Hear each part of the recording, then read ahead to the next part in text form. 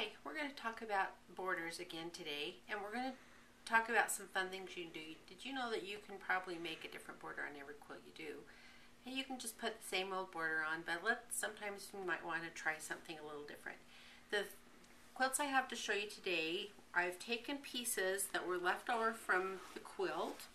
You can see these little squares here.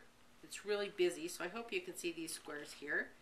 And they're just leftover pieces from these blocks and just sewn them together all around.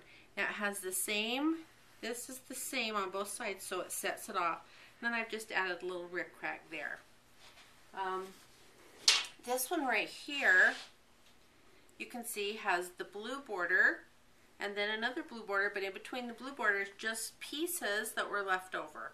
And they're all different lengths, and this one's really easy to do, really fast, and it adds it kind of pulls your quilt together using the same pieces that you used in your blocks.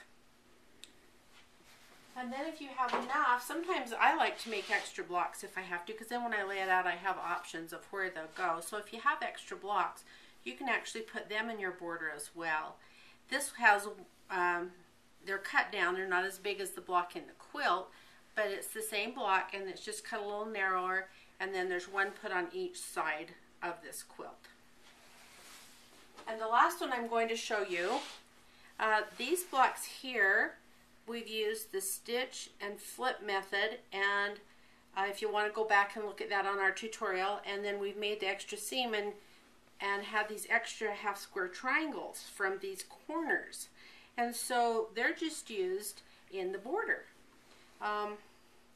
So there's so many ways you can do it, but be creative and just take some of your leftover fabrics and try something fun in one of your borders, especially if your blocks are kind of the same and it's not too busy. Then it's really a good idea to make a great border like this with some of your leftover things.